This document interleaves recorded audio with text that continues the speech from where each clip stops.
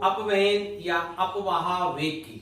हम जानते हैं किसी चालक के अंदर मुक्त इलेक्ट्रॉन अनियमित रूप से गति करते रहते हैं और अन्य आयनों और मुक्त इलेक्ट्रॉनों से टक्कर करते रहते हैं। देखिए मैं एक चित्र बनाकर आपको समझाने का प्रयास करता हूं। जैसे कोई एक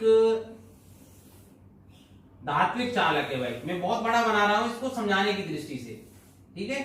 और ये इसके अल्पस का क्षेत्रफल ए है, ठीक है भाई। अब इसमें अनेकों मुक्त इलेक्ट्रॉन है, जैसे यहां का कोई मुक्त इलेक्ट्रॉन है भाई, ये अनियमित, और इसमें अनेकों है इस तरह से, ये भी है भाई। तो ये क्या है, अनियमित रूप से गति करते रहते हैं। जैसे ये यहां से गति करता हुआ इससे टक्कर करेगा या अन्य आयनों से टक्कर कर सकता है, फिर ये इधर को जा सकता है, ठीक है, फिर ये इधर आ सकता है और अन्य आयनों से यहां टकरा सकता है।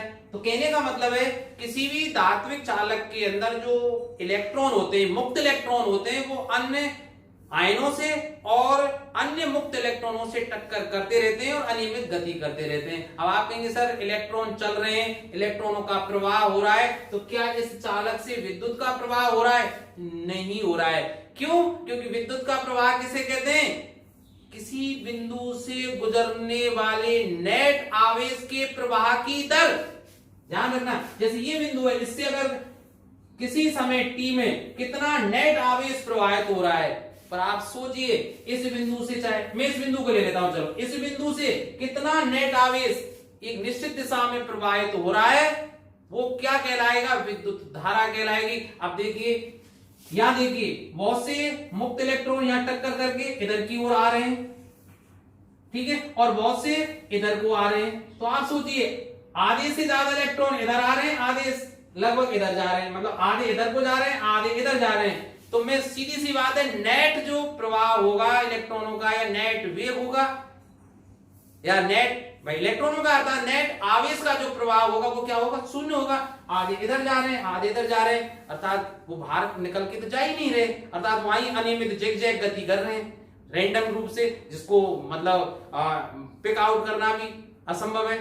तो विद्युत क्षेत्र की अनुपस्थिति में या बैटरी की अनुपस्थिति में इस चालक से विद्युत का परिचालन नहीं होगा। क्यों नहीं होगा आप बताइए?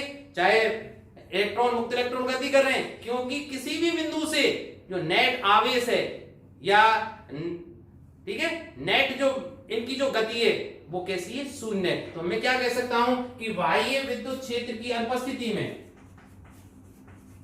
बाह्य विद्युत क्षेत्र की अनुपस्थिति में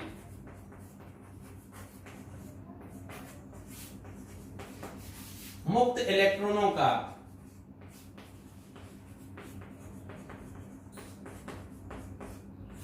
औसत वेग, अगर एवरेज निकालें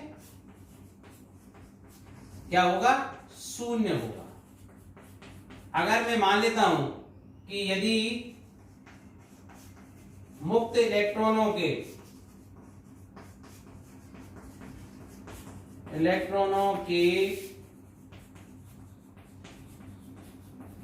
औसत वेग क्रम से u1 u2 u3 dot dot dot un हो या हैं, तब u एवरेज अर्थात इलेक्ट्रॉनों का, मुक्त इलेक्ट्रॉनों का जो औसत वेग है, या इसको मैं v से व्यक्त करूं, वो किसके बराबर होगा भाई? u1 plus u2 plus u3 dot dot dot plus un बटे कितने हैं? ये n है संख्या में, ठीक है। ये किसके बराबर है? 0। तो इसलिए मैं क्या कह सकता हूं कि u एवरेज इक्वल टू 0, अर्थात विद्युत क्षेत्र की अनुपस्थिति में जो मुक्त इलेक्ट्रॉनों का औसत वेग है वो शून्य होता है। इस कारण इससे प्रवाहित धारा का मान भी शून्य होता है। अब सोचिए कि यदि मैं इस चालक को, ये जो चालक है इसको अगर एक बैटरी से संयोजित कर देता हूं, ये धन टर्मिनल, ये ऋण टर्मिनल, तो देखिए क्या होगा? इसका मैं नामकरण भी कर देता हूं, इस चालक का नाम रख देता हूं PQ। तो देखिए P से Q की ओर एक विद्युत क्षेत्र उत्पन्न होगा E, और इस विद्युत क्षेत्र के कारण, भाई इसकी दिशा होगी P से Q की तरफ, इस दिशा में, तो इस विद्युत क्षेत्र के कारण जो भी इलेक्ट्रॉन जिगजैग गति कर रहे थे उन पर एक क्या उत्पन्न होगा, बल लगेगा, और बल का मान क्या होगा भाई, F बराबर -EE, और इस बल के कारण ये सभी मुक्त इलेक्ट्रॉन Q से P की ओर अर्थात धन सिरे की ओर गति करेंगे, अर्थात विद्युत क्षेत्र की विपरीत दिशा में गति करेंगे, और यह वेग ही मुक्त इलेक्ट्रॉनों का क्या कहलाएगा, अनुगमन वेग। तो परिभाषा क्या हुई भाई, विद्युत क्षेत्र की उपस्थिति में, ठीक है, विद्युत क्षेत्र की अनुपस्थिति में तो ये अनियमित गति कर रहे थे, पता नहीं कौन इलेक्ट्रॉन कहां गति कर रहा था, लेकिन जैसे ही विद्युत क्षेत्र आरोपित हुआ ये एक सीधी लाइन में आ जाएंगे सभी, इस तरह से भाई, इसको चलो मैं मिटा के बता देता हूं, बिल्कुल एक लाइन में आ जाएंगे सभी इस विद्युत क्षेत्र के कारण, और सभी एक निश्चित दिशा में गति करते हुए किधर चलेंगे, Q से P की ओर गति करेंगे। तो विद्युत क्षेत्र की उपस्थिति में मुक्त इलेक्ट्रॉन जब विद्युत क्षेत्र की विपरीत दिशा में गति करते हुए अन्य आयनों से टकराते हैं, या जिस वेग से टकराते हैं वो क्या कहलाता है, उनका अनुगमन वेग कहते हैं। ठीक है, अब मैं सीधे सीधे सही शब्दों में परिभाषा आप किस तरह से लिखेंगे कि विद्युत क्षेत्र की उपस्थिति में मुक्त इलेक्ट्रॉनों का वह अधिकतम वेग जिससे वे अन्य मुक्त इलेक्ट्रॉन और आयनों से टक्कर करते हैं या टकराते हैं, अनुगमन वेग कहलाता है। ठीक है, आप ऐसे भी लिख सकते हैं कि जैसे ही विद्युत क्षेत्र आरोपित किया जाता है, अर्थात विद्युत क्षेत्र की उपस्थिति में मुक्त इलेक्ट्रॉन विद्युत क्षेत्र के विपरीत दिशा में जिस वेग से गति करते हैं वह इलेक्ट्रॉनों का अनुगमन वेग या अपवाह वेग या अपवहन वेग या ड्रिफ्ट वेलोसिटी कहलाता है। ठीक है, तो अब चर्चा करते हैं हम अपवाह या अनुगमन वेग कहें तथा विभवांतर में संबंध की बहुत महत्वपूर्ण संबंध है भाई। तो देखिए इसके लिए मैं एक चालक PQ लेता हूं भाई, चित्र यहां बना देता हूं। देखिए एक चालक PQ है और इसके अनुप्रस्थ काट का क्षेत्रफल A है। आप लिख लेना इस तरह से ना, ये चालक PQ और इसके अनुप्रस्थ काट का क्षेत्रफल A ले लिया है। अब इसको एक V विभवांतर की बैटरी से जोड़ दिया गया है भाई, इस तरह से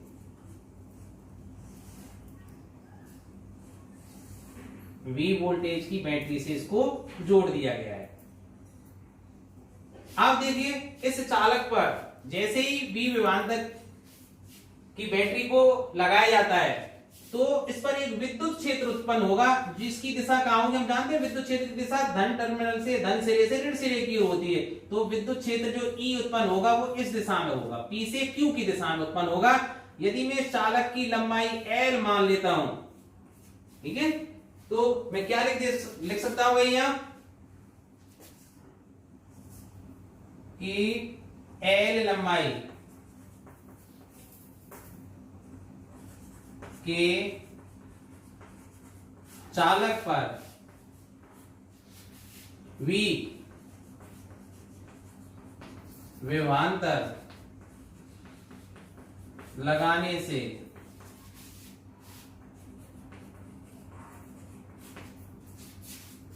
चालक पर P से Q दिशा में उत्पन्न विद्युत क्षेत्र का मान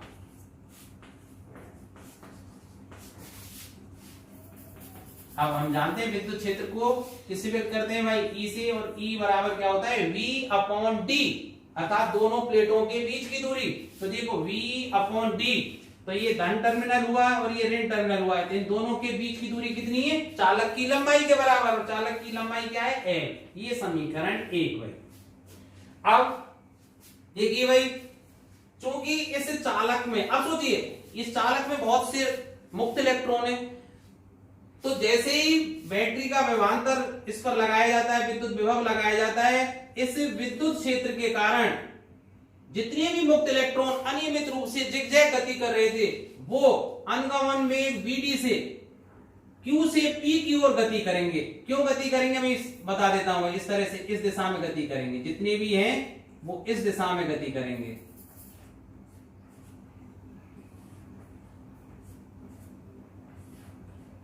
सब इस दिशा में। क्यों गति करेंगे? क्योंकि भाई इस विद्युत क्षेत्र के कारण जितने भी ये मुक्त इलेक्ट्रॉन है, क्योंकि सब विद्युत क्षेत्र के अंदर है भाई, तो उन सब पर एक बल कार्य करेगा और उस बल का मान क्या होगा भाई? तो अब मैं लिख देता हूं इस बात को कि चालक के सभी मुक्त इलेक्ट्रॉन इस विद्युत क्षेत्र में स्थित हैं, अतः प्रत्येक मुक्त इलेक्ट्रॉन पर लगने वाला बल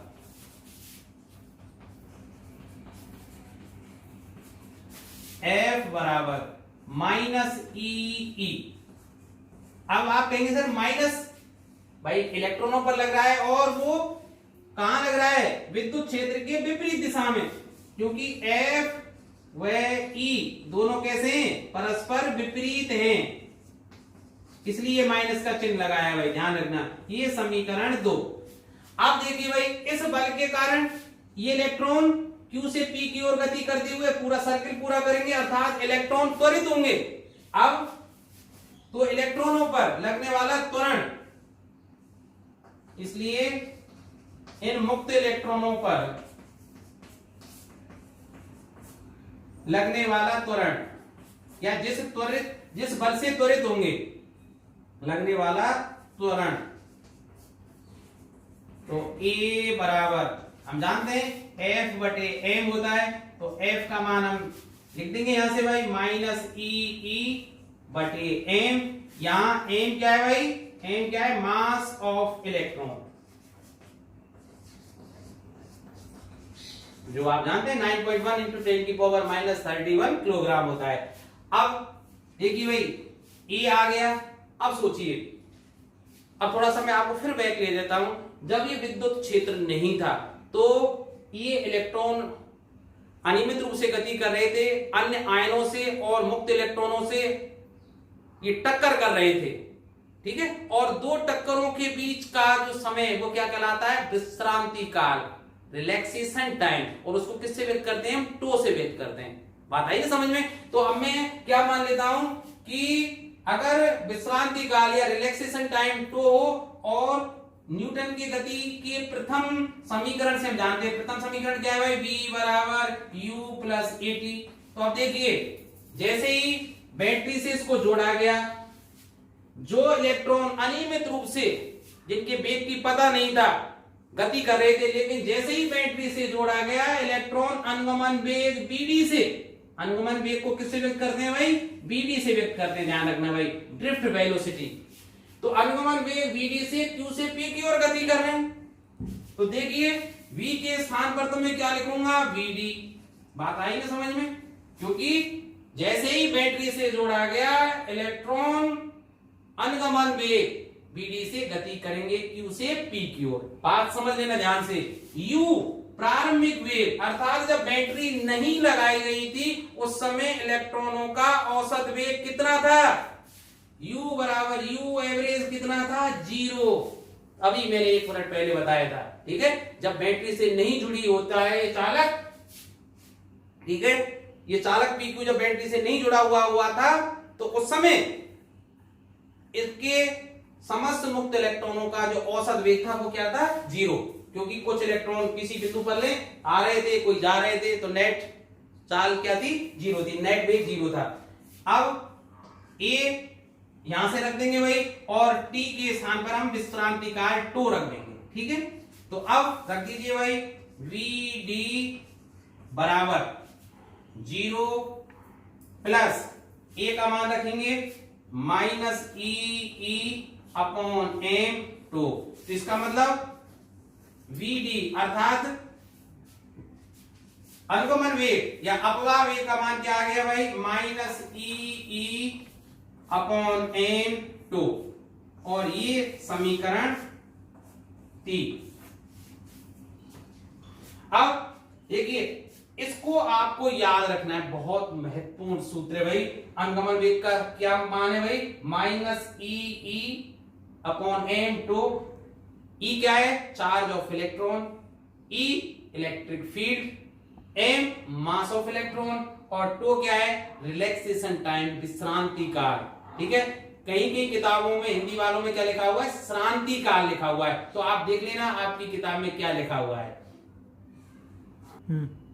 तो आप देखिए भाई समीकरण 3 में अगर मैं समीकरण 1 से ई का मान रख दूं, आप कहीं सर क्यों रख रहे हैं, अरे टॉपिक का नाम देखिए ना, अपवाह वेग अर्थात अनुगमन वेग और विभवांतर में संबंध ज्ञात करना है। तो देखिए वीडी अर्थात अनुगमन वेग या अपवाह वेग हो जाएगा वीडी बराबर माइनस ई का मान समीकरण 1 से बी अपॉन एल रख दिया मैंने, और नीचे देखिए एम और लिखा हुआ है तो मैंने एम भी लिख दिया, और ये तो अब मैं चूंकि यहां सदिश का चिन्ह लगा हुआ है आपको भी कंफ्यूज कर रहा है, तो मैं इनका मापांक ले लेता हूं, मैग्नीट्यूड ऑफ ड्रिफ्ट वेलोसिटी।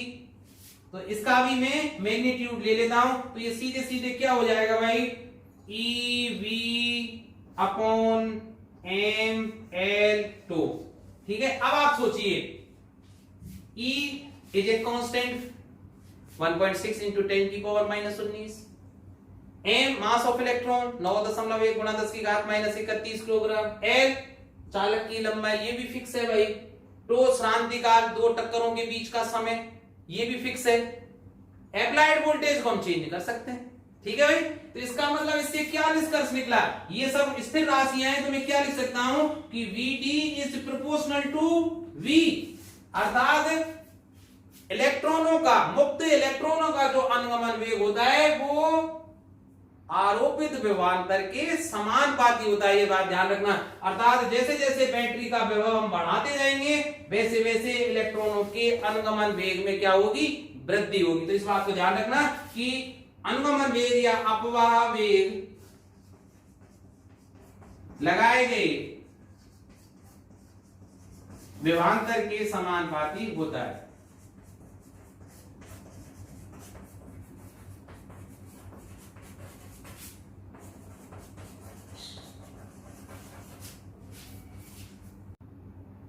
अब देखिए दूसरा संबंध है अनुगमन वेग या अपवाह वेग तथा विद्युत धारा में संबंध। तो इसके लिए फिर मैं मान लेता हूं एक चालक PQ, देखिए इसका मैं चित्र यहां बना देता हूं, ये चालक PQ है जिसके अनुप्रस्थ काट का क्षेत्रफल A और इसकी जो लंबाई है वो L मान लेता हूं, लंबाई L, चालक PQ, अनुप्रस्थ काट का क्षेत्रफल A। अब इसको जैसे ही एक V विभवांतर के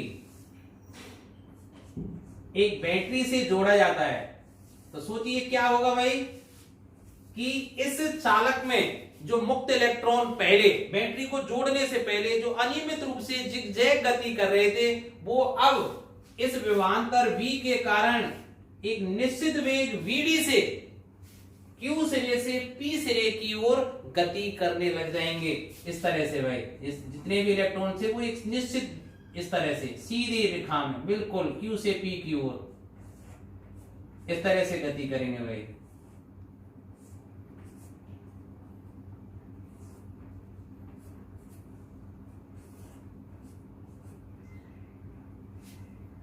और विभवांतर V लगाने से P से Q की दिशा में एक विद्युत क्षेत्र भी उत्पन्न हो जाता है E।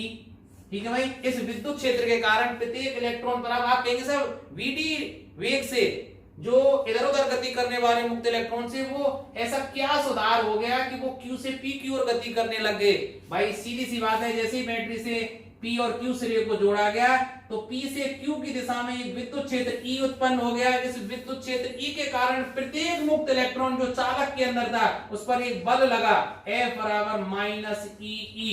जो बल कहां लग रहा है भाई, Q से P की ओर खींच रहा था वो बल कि भाई इधर आओ। ठीक है, तो वो बैटरी के धन टर्मिनल की ओर आकर्षित होंगे और ये इसको प्रतिकर्षित करेगा ऋण सिरा, तो वो Q से P की ओर गति करेंगे। ठीक है, और इलेक्ट्रॉन एक निश्चित वेग प्राप्त कर लेंगे, उसको क्या कहा जाता है? अनुगमन वेग। ठीक है भाई, तो इसको आप लिख लेना कि माना एक चालक PQ की लंबाई L है, इसके अनुप्रस्थ काट का क्षेत्रफल A है, इस पर जैसे ही विभवांतर V वाली बैटरी को जोड़ा जाता है, इसके अंदर स्थित मुक्त इलेक्ट्रॉन अनुगमन वेग Vd से Q से P की ओर गति करने लग जाते हैं। अब मैं मान लेता हूं भाई इस चालक के इकाई आयतन में, माना चालक के इकाई आयतन में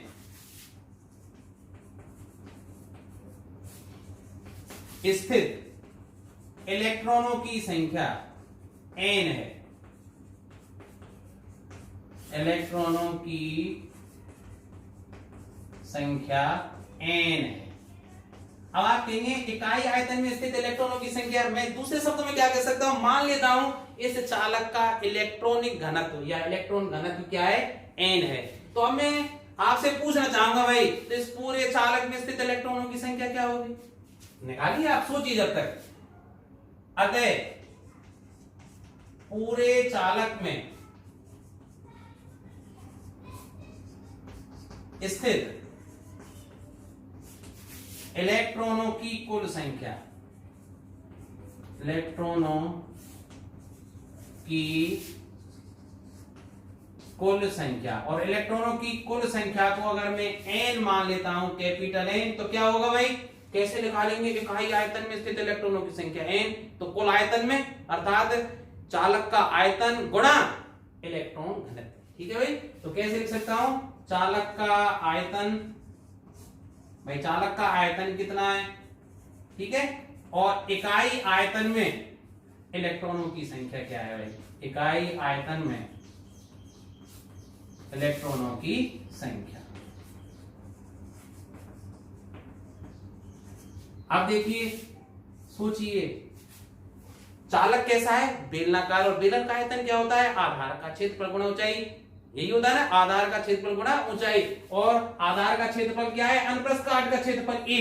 वैसे भी A बराबर क्या होता है? पाई आर स्क्वायर, क्योंकि चालक कैसा है? बेलनाकार, और बेलन का आधार कैसा होगा? वृत्तीय होता है, और वृत्त का क्षेत्रफल क्या होता है? पाई आर स्क्वायर। तो पाई आर स्क्वायर की बजाय मैं A ही लिखे रहता हूं भाई। अर्थात मैं कैसे कह सकता हूं कि अनुप्रस्थ काट का क्षेत्रफल, अनुप्रस्थ काट का क्षेत्रफल गुणा चालक की लंबाई, चालक की लंबाई, और गुणा स्मॉल n। इकाई आयतन में इलेक्ट्रॉनों की संख्या स्मॉल n, भाई यही तो होगा ना, पाई आर स्क्वायर h, यही होता है ना। बेलन का आयतन पाई आर स्क्वायर h, तो पाई आर स्क्वायर की जगह तो अनुप्रस्थ काट का क्षेत्रफल a, और h अर्थात बेलन की ऊंचाई, और बेलन की ऊंचाई की बजाय यहां चालक की क्या है? लंबाई, तो a n। तो n अर्थात इस चालक में स्थित इलेक्ट्रॉनों की कुल संख्या n बराबर क्या हो जाएगी? अनुप्रस्थ काट का क्षेत्रफल a, लंबाई l, इकाई आयतन में इलेक्ट्रॉनों की संख्या n, ALN। समीकरण 1 समझ में आ गया होगा। अब सोचिए भाई कि इलेक्ट्रॉन इधर को चल रहे हैं, Q से P की ओर चल रहे हैं, तो आपसे अगर कोई पूछे कि Q से P तक कितना आवेश प्रवाहित हुआ, भाई संबंध हम निकाल रहे हैं अनुगमन वेग तथा विद्युत धारा में, और विद्युत धारा क्या होती है? आवेश के प्रवाह की दर। तो मैं पूछना चाहूंगा Q से P की ओर कुल कितना आवेश प्रवाहित हुआ? ठीक है, तो अतः Q से P तक प्रवाहित कुल आवेश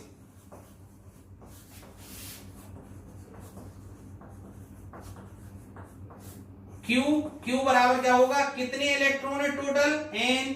भाई इस पूरे चालक में स्थित इलेक्ट्रॉनों की संख्या n, और एक इलेक्ट्रॉन का आवेश क्या है? E। तो आवेश कितना हो जाएगा? Q बराबर Ne। ठीक है, यहाँ n total number of electron, E charge of electron. अब देखिए भाई कितने वेग से चल रहे हैं? Vd वेग से।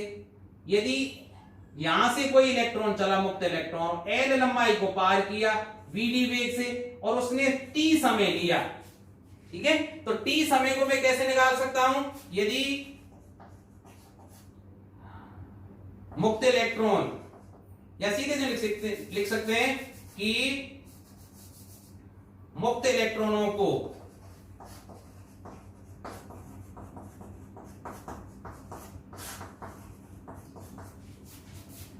P, या कह सकते हैं Q से P तक आने में लगा समय, आने में लगा समय, या Q से P तक पार करने में लगा समय। T बराबर कैसे निकालेंगे भाई, समय बराबर दूरी बटे चाल, ठीक है। दूरी कितनी है L और चाल की बजाय वेग, वेग क्या है इलेक्ट्रॉनों का Vd भाई। तो T बराबर क्या हो जाएगा L अपॉन Vd। ये समीकरण 2, ये समीकरण 3। मुझे क्या निकालना है, चालक में प्रवाहित धारा। तो I बराबर क्या होता है भाई, I बराबर क्या होता है Q अपॉन T, अर्थात चालक में प्रवाहित धारा का मान ये हो गया भाई।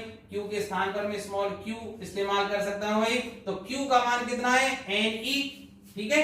और N का मान यहां से रख देंगे भाई, देखो Ne अपॉन T, और T का मान क्या रख दूं L अपॉन Vd। तो Vd कहां चला जाएगा ऊपर, तो N का मान और रख दीजिए समीकरण 1 से। तो देखिए ALN, ये N का मान हो गया, फिर E Vd अपॉन L। तो देखिए L से L कैंसिल हो गया, तो I अर्थात चालक में प्रवाहित धारा का मान क्या हो गया भाई, ANEVD,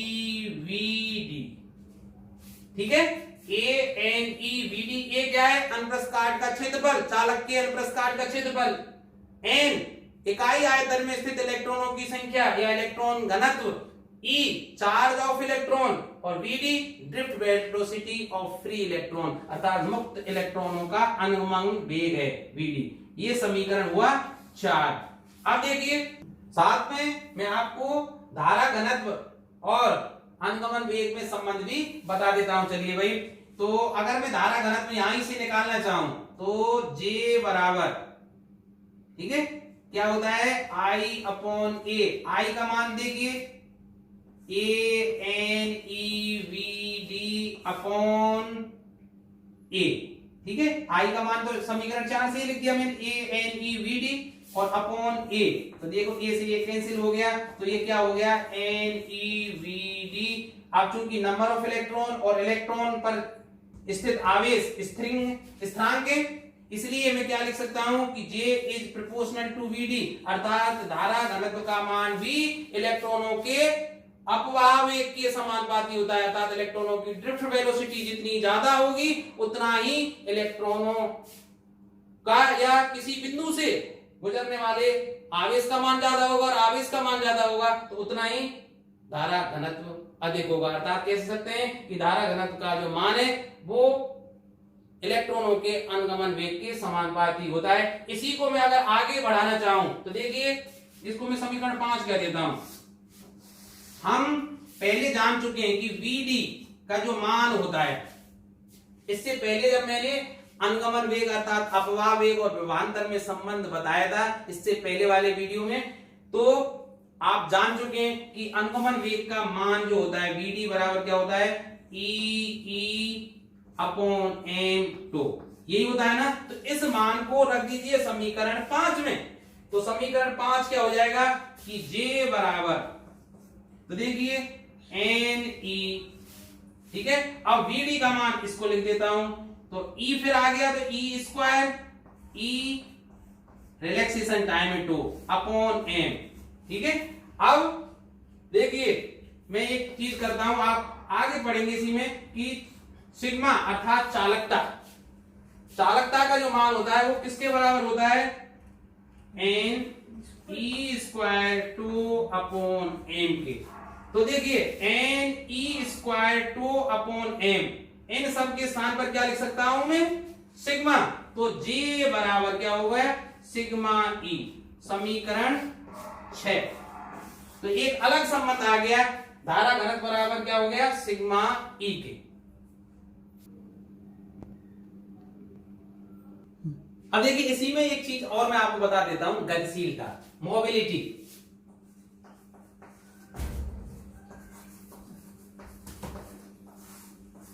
मोबिलिटी इसकी मैं परिभाषा बता देता हूं। तो देखिए किसी चालक के लिए चालक के अनुगमन वेग तथा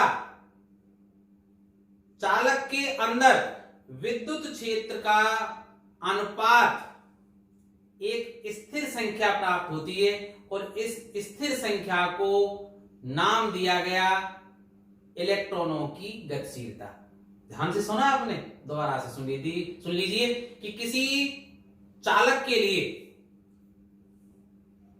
चालक के इलेक्ट्रॉनों का अनुगमन वेग तथा चालक के अंदर विद्युत क्षेत्र का जो अनुपात है दिए गए ताप पर हमेशा एक स्थिर संख्या प्राप्त होती है और इस स्थिर संख्या को हम गतिशीलता के नाम से जानते हैं। तो गतिशीलता को व्यक्त करते हैं हम म्यू से। तो म्यू बराबर क्या होता है भाई, अनुगमन वेग बटे विद्युत क्षेत्र। ठीक है भाई, तो म्यू बराबर क्या होता है, बीडी अपॉन ई। अब वैसे लिख देता हूं, चलिए ये क्या है, अनुगमन वेग, और ये क्या है, विद्युत क्षेत्र। अब आपसे कहे कोई कि सर म्यू का मात्रक क्या होता है, तो आप निकाल लीजिए मात्रक। मात्रक कैसे निकालेंगे भाई, तो देखिए ऊपर लिखिए वेग का मात्रक, म्यू का मात्रक निकाल रहे हैं। तो देखिए वेग का मात्रक क्या होता है, मीटर प्रति सेकंड बटे विद्युत क्षेत्र ई। अब हम जानते हैं ई बराबर क्या होता है, V अपॉन डी। ठीक है, V का मतलब वोल्ट और D का मतलब मीटर। तो देखिए मीटर इनवर्स।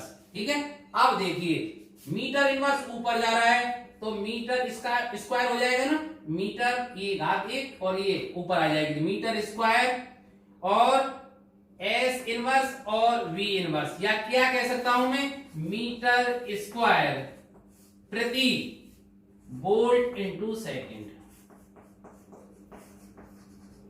ठीक है भाई, metre square volt inverse second inverse. या आप कहेंगे सर मैं तो ऐसे व्यक्त नहीं करता, दूसरे रूप में और व्यक्त कर सकता हूं। कैसे भाई, मात्रक म्यू का था गतिशीलता का, कि अनुगमन वेग का मात्रक वेग बराबर दूरी बटे समय। ठीक है भाई, तो मीटर प्रति सेकंड, दूरी मीटर में और ये सेकंड में बटे। अब आपको पता है कि किसी विद्युत क्षेत्र ई में अगर कोई क्यू आवेश हो तो उस पर लगने वाला बल क्या होता है, F बराबर क्यू ई। तो E बराबर क्या होता है, F बटे क्यू। तो F बटे क्यू के हिसाब से न्यूटन प्रति कूलाम, तो न्यूटन प्रति कूलाम, तो न्यूटन कूलाम इनवर्स। तो देखिए क्या हो जाएगा भाई, ये ऊपर आ जाएगा। तो देखिए मीटर कूलाम, ठीक है, और ये न्यूटन इनवर्स और सेकंड इनवर्स। तो ये क्या हो जाएगा भाई, मीटर इंटू कूलाम। परीक्षा में पूछ सकता है कंपटीशन क्लासेस में कि भाई ये किसके बराबर होगा, तो न्यूटन इंटू सेकेंड। अब आप कहेंगे सर मोबिलिटी किस पर निर्भर करती है, तो आप सोच लीजिए कि जो गतिशीलता है इलेक्ट्रॉनों की वो किस पर निर्भर करेगी, किसी पदार्थ विशेष पर, क्योंकि पदार्थों का मूल गुण है भाई, अलग अलग पदार्थ के इलेक्ट्रॉनों की संख्या अलग अलग होगी, उनकी मोबिलिटी अलग होगी। तो पदार्थ की प्रकृति पर निर्भर करता है और किस पर निर्भर करता है, ताप पर।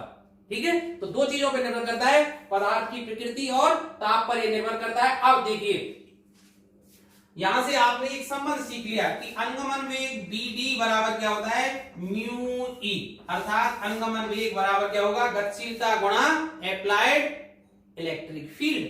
अब देखिए अभी जब मैंने निकाला था एक सूत्र कि चालक PQ में प्रवाहित धारा का मान क्या था भाई, ANEBD, यही आया था ना। एक चालक के अनुप्रस्थ काट का क्षेत्रफल था, N क्या था, इलेक्ट्रॉन घनत्व अर्थात इकाई आयतन में स्थित इलेक्ट्रॉनों की संख्या, E एक इलेक्ट्रॉन का आवेश था, BD इलेक्ट्रॉनों का अनुगमन वेग था। तो देखिए BD का मान मैं इस समीकरण से रख देता हूं, BD के स्थान पर क्या रख देता हूं, म्यू ई। तो I बराबर ANE म्यू ई। तो देखिए अनुप्रस्थ काट का क्षेत्रफल, इलेक्ट्रॉन घनत्व, इलेक्ट्रॉन का आवेश, ठीक है, और विद्युत क्षेत्र, ये सभी क्या है, स्थिर राशि है। तो मैं क्या कह सकता हूं कि I is proportional to mu, अर्थात किसी चालक से प्रवाहित धारा का मान मुक्त इलेक्ट्रॉनों की गतिशीलता के समानुपाती होता है या अनुक्रमानुपाती होता है।